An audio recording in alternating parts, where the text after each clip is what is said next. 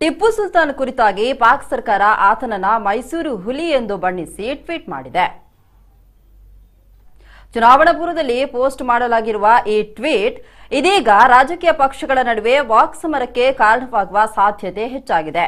ಪಾಕ್ ಸರ್ಕಾರ ಮೈಸೂರಿನ Muslim ಆಡಳಿತಗಾರ ಬಾದ್ಶಾ ನಸೀಬುದ್ದೌಲ್ Sultan Fateh Ali Bahadur Saheb Tipu alias Tipu Sultan ಮೃತಪಟ್ಟಂತಹ 218ನೇ ವರ್ಷಾಚರಣೆಯ ಸಂದರ್ಭದಲ್ಲಿ ಪಾಕ್ ಸರ್ಕಾರ ಆತನನ್ನ ಮೈಸೂರಿನ ಹುಲಿ ಎಂದು ಟ್ವಿಟರ್ನಲ್ಲಿ ಕೊಂಡಾಡಿದೆ. ಕರ್ನಾಟಕದಲ್ಲಿನ ಕಾಂಗ್ರೆಸ್ ಸರ್ಕಾರ ಟಿಪ್ಪು ಜಯಂತಿ ಆಚರಣೆಗೆ ಮುಂದಾಗಿ ವ್ಯಾಪಕ ಟೀಕೆ, ಖಂಡನೆ, ಆಕ್ರೋಶಕ್ಕೆ ಗುರಿಯಾಗಿತ್ತು. ಇದೀಗ ಚುನಾವಣೆಯ ಹೊಸ್ತಿಲಲ್ಲಿ ನಿಂತಿರುವ ಕರ್ನಾಟಕದಲ್ಲಿ ಕಾಂಗ್ರೆಸ್ ಮತ್ತು ಬಿಜೆಪಿ ನಡುವೆ ಟಿಪ್ಪು ಕುರಿತ ಪಾಕ್ ಟ್ವೀಟ್ ಹೊಸ ವಾಕ್ಸಮರಕ್ಕೆ ಕಾರಣವಾಗಲಿದೆ ಎಂದು ಹೇಳಲಾಗಿದೆ. ಪಾಕಿಸ್ತಾನದ ಕುತ್ಸಿತ ರಾಜಕಾರಣದ ಈ ಟ್ವೀಟ್ ಕರ್ನಾಟಕದಲ್ಲಿ ಕಾಂಗ್ರೆಸ್ ಪಕ್ಷಕ್ಕೆ ಪರೋಕ್ಷವಾಗಿ ನೆರವಾಗುವ ಉದ್ದೇಶ ಹೊಂದಿದೆ ಎಂದು ಬಿಜೆಪಿ ಆರೋಪಿಸಿದೆ.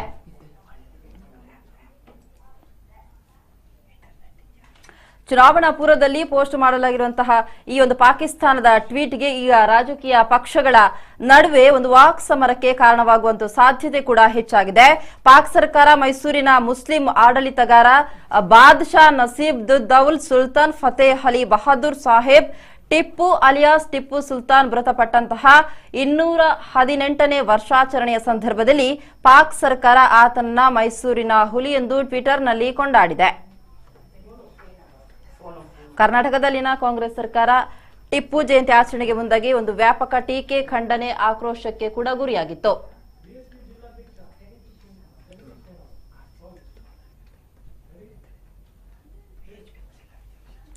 ಈ ಬಗ್ಗೆ ಇಂದು ಚರ್ಚೆ ಮಾಡಲಿಕ್ಕೆ ವಿಶ್ವ ಹಿಂದೂ ಪರಿಷತ್ ಜಿಲ್ಲಾಧ್ಯಕ್ಷ ಜಗದೀಶ್ ಶೇನವ ಈಗ ನೇರ ಸಂಪರ್ಕದಲ್ಲಿದ್ದಾರೆ. ಜಗದೀಶ್ ಶೇನವ, ನಮಸ್ಕಾರ. ನಮಸ್ತೆ. ಪಾಕ್ ಸರ್ಕಾರ ಒಂದು ಟಿಪ್ಪು ಸುಲ್ತಾನ್ ಕುರಿತಾಗಿ ಟಿಪ್ಪುವನ್ನ ಮೈಸೂರಿನ ಹುಲಿ ಎಂದು ಬಣ್ಣನೆ ಮಾಡಿ ಟ್ವೀಟ್ ಮಾಡಿದೆ. ಏನ್ ಹೇಳ್ತೀರಾ ಸರ್ ಈ ಬಗ್ಗೆ?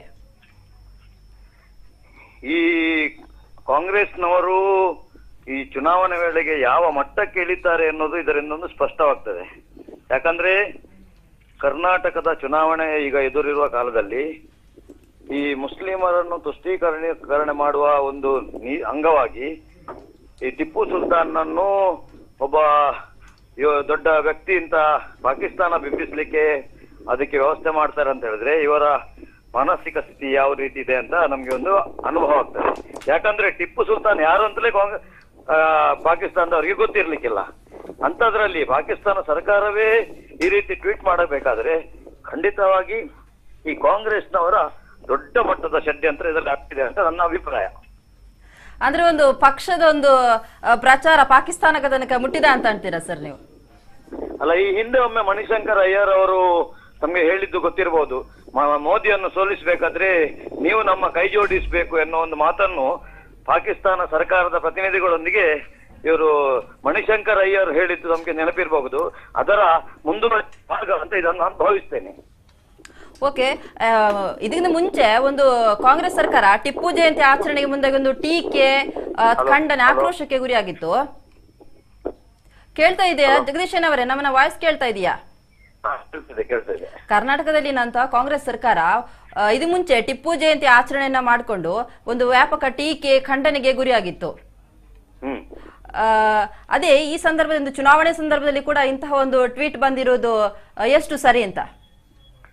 ಅದೇ ಅವರಿಗೆ ಒಟ್ಟಾರೆ ಹಿಂದೂಗಳನ್ನು ಅವಹೇಳನ ಮಾಡಿ ಮುಸ್ಲಿಮರನ್ನು ತುಷ್ಟೀಕರಿಸಿ ರಾಜಕೀಯ ಮಾಡ್ಲಿಕ್ಕಿದೆ. ಈ ರೀತಿಯಾಗಿ ಮಾಡಿದ್ರೆ ಖಂಡಿತವಾಗಿ ಈ ಸಲ ಜನ ಅವರನ್ನು ತಿರಸ್ಕರಿಸ್ತಾರೆ. ಈ ರೀತಿ ಅವರ ಮಾನಸಿಕ ಧೋರಣೆಗೆ ಖಂಡಿತವಾಗಿ ಈ ಸಲ ಕರ್ನಾಟಕದಲ್ಲಿ ಜನ ಪಾಠ ಕಲಿಸ್ತಾರೆ ಅನ್ನೋ ವಿಶ್ವಾಸ ನಮ್ಗಿದೆ. ಹೌದು. ಓಕೆ, ಧನ್ಯವಾದಗಳು ಸರ್.